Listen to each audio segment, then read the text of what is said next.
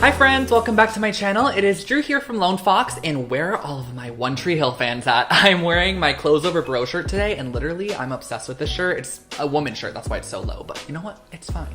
Pulling it back a little bit, okay? Honestly though, I'm a humongous One Tree Hill fan. This video literally sounds like it's sponsored by One Tree Hill. It's not, I swear. I'm just a humongous lover of it. I actually flew all the way to Wilmington, North Carolina, checked out all of the places, bought this shirt at the gift shop. It was a really fun time. So yeah, besides the point, today I'm going to be doing a dollar store DIY decor video, and I think you guys are going to absolutely love this one. I actually needed to go to the dollar store to get a couple of items unrelated to the video, and I figured while I was there, I was gonna browse the aisles a little bit and see if I could find some stuff. And guys, literally these ideas were just flying into my head, and I was like, oh my gosh, this is going to be such an amazing video. So I really hope that you guys love these projects. There are a total of 4 of them, and if you are not already, make sure to subscribe to my channel, become part of the Lone Fox family, and I also post brand new content every single week on home decor and DIY. And last but not least, you can follow me on Instagram at Lone Fox Home. I post a ton of behind the scenes stuff over there. And without further ado, let's jump into today's projects because they are really cute, affordable, and honestly really fun to create. So for this first project, I'm going to be sharing with you how to turn a dog toy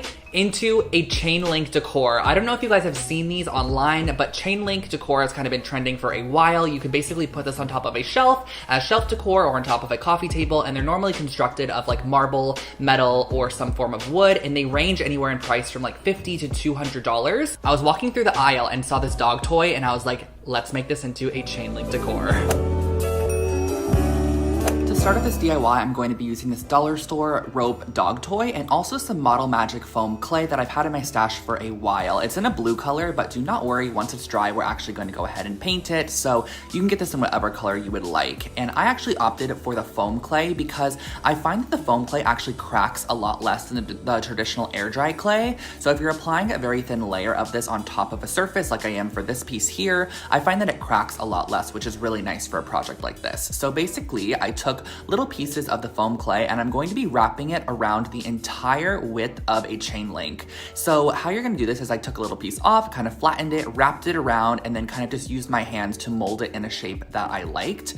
And then you're gonna go ahead and work on your second piece. But the thing is that once these links start to kind of connecting or touching, the clay does stick together. So how I solved this issue was I used a little bit of saran wrap and I actually put it around the first link, and I let the second link then rest on top of it where the clay was already done. So as you can see here, I'm kind of maneuvering it over, laying the second link on top, and then I'm gonna work through the second link ending to make sure that it's fully covered in the clay. And I also covered the little plastic attachment, which is used to kind of connect the rope pieces, and everything just kind of works seamlessly in the end. So as you can see here, I'm adding a second piece of the saran wrap. That way I could then go ahead and work on my third piece and wrap that piece in clay as well.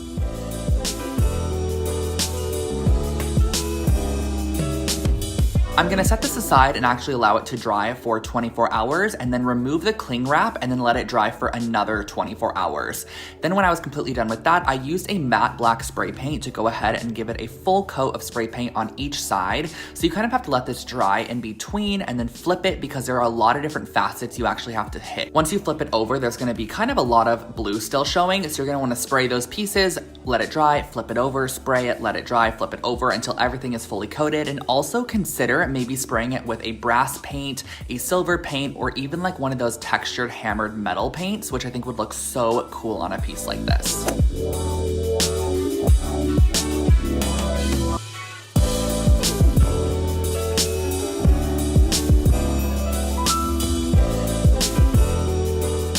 Jumping into project number 2, I really wanted to share this one with you guys, even though I feel like it's very self-explanatory because all I'm doing is spray painting, but I absolutely never knew about terracotta spray paint until I was scrolling on Amazon one day and saw terracotta spray paint, and I ordered it and instantly fell in love with it. It is such a cool medium to use. If you're a fan of terracotta or just like natural earthy tones, this is a great spray paint to use. So I'm gonna link it below for you guys if you are curious, but we are going to be using this on some Dollar Tree vases and like glassware and ceramicware to essentially turn those pieces into more of a terracotta look.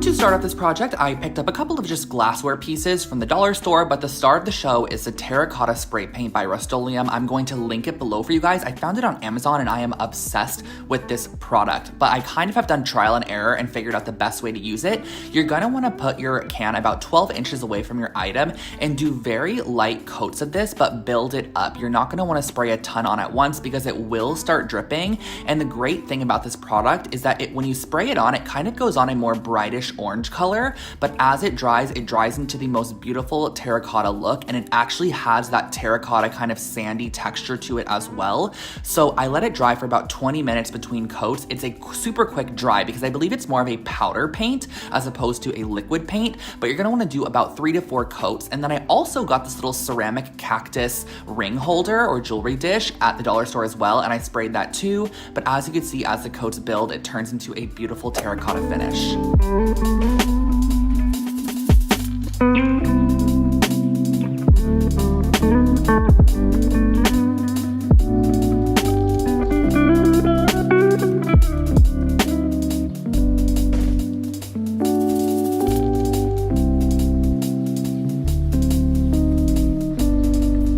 I'm sure a lot of you guys know my love for macrame, and I wanted to create some form of macrame project within this video, and I found this dollar picture frame. It's a 5x7 frame, found it at the dollar store, of course, and I figured why not create a macrame frame? I don't even think I've ever seen a macrame frame before, so I figured let's create one today, and that is exactly what we're gonna do.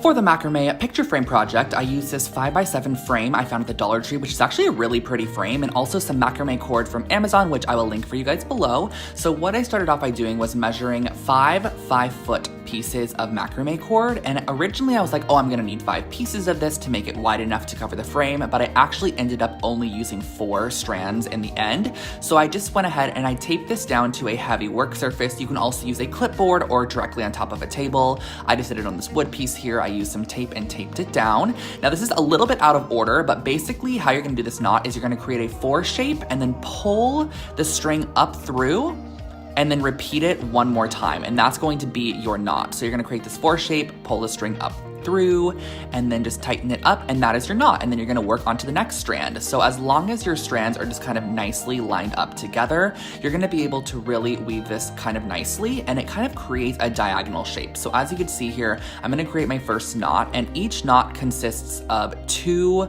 passes. So you're gonna do your 2 passes there, then you're gonna work onto your next strand. So you're gonna do the 4 shape, 1 knot, and then you're gonna do 1 more knot.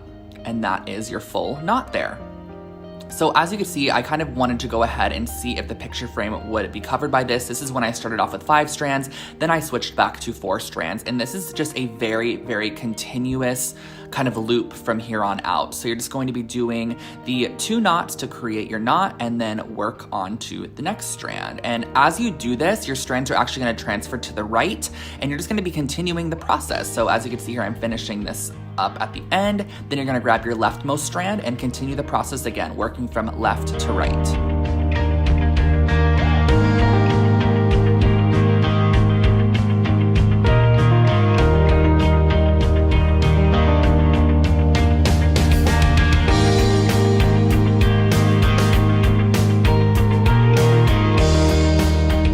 Builds up pretty quickly, and you're gonna need to create 4 total macrame pieces. 2 are gonna be for the top and the bottom, and 2 are gonna be for both of the sides.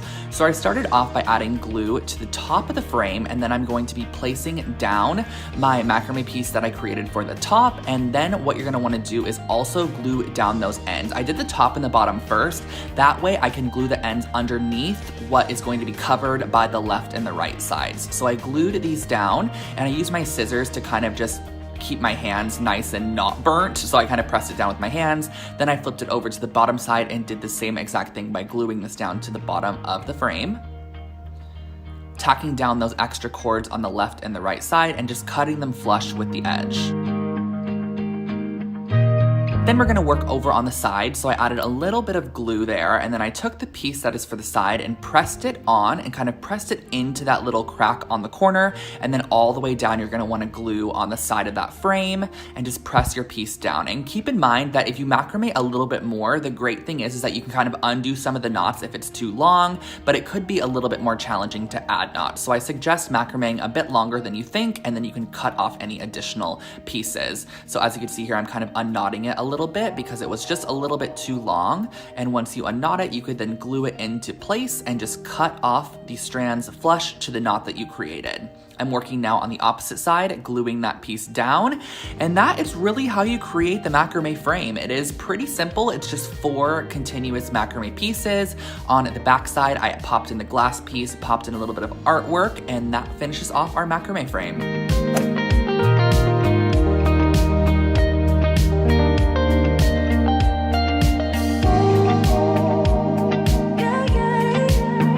This project was such a fun one, and it actually came together perfectly. I had the idea in my head when I saw a laundry basket at the dollar store, and I took the laundry basket, brought it home, and constructed it into a hanging caged pendant light, and I am obsessed with how this turned out. I think you guys are going to love it. This project probably cost me a maximum of $10. Okay, I am so excited about this one, so you guys are gonna love this, I think. I used a dollar store laundry basket, and I started off by taking some scissors. These are industrial scissors, and I'm going to be cutting off the rim of the laundry basket. This is a very soft plastic material, so it's super easy to cut. So I was able to go around and basically cut it to where I was left with just a 1/4 inch of that plastic material on there. I just wanted it to essentially match the same exact width as the cage of the basket. So once it is cut, it's going to look exactly like this, which I think looks perfect for the project that we are going for.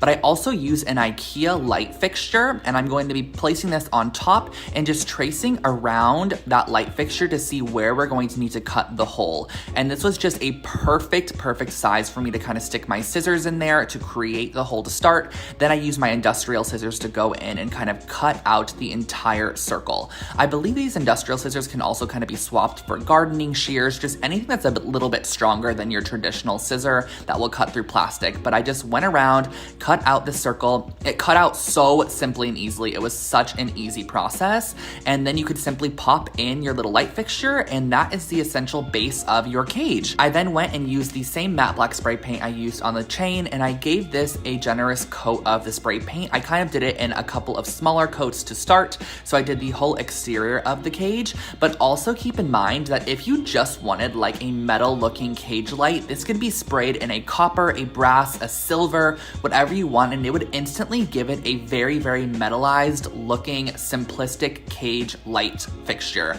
But I wanted to go a little bit further, so I sprayed mine with the matte black spray paint on the outside and the inside. This is what the basket ended up looking like, which I think looks absolutely perfect. So I then went in and I wanted to add a little bit of personality, just a little bit more interest to this piece, but you can keep it just as a simple cage if you wanted to do multiple of these, like across the kitchen island or something. But I wanted to just create this to be a little bit more of a statement piece. So I used my macrame cording and I wrapped it around the whole entire top rim of this piece. So I kind of wrapped it about 7 times in each little square section, and then I moved on to the next square piece. And as you do this, you can kind of glue on the inside your rope and add on rope if needed. I like working with smaller pieces as opposed to super longer pieces, but I wrapped this cording around the entire top, and when I reach the ending, I'm just going to glue that piece down and then just cut off the strand. And I was like, I need a little bit more. So I went ahead and I added more macrame cording, and I added this just by simply weaving this in and out of the cage. So you're gonna kind of go through, go over a spoke there, and then go underneath the peg there. So I'm just gonna go in and out and wrap this all the way around the entire exterior of the cage light.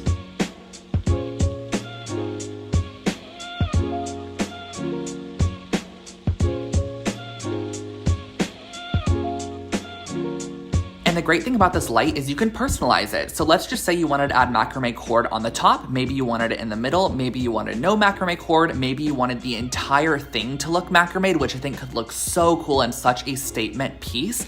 I decided that I just wanted to add a little bit of macrame towards the bottom just to kind of make it look a little bit heavier towards the bottom, just because I feel like that gives it a nice weight to the piece, but I also believe that this adds a little bit of interest. And I also suggest gluing down once you are finished, just adding a little dot of glue underneath so that way the rope won't fall, and then just kind of press that rope on. This kind of finishes off our pendant light here. I'm going to pop in our IKEA light fixture, screw on the back side, screw in a simple little bulb here. This one has a vintage aesthetic, and that finishes off our light.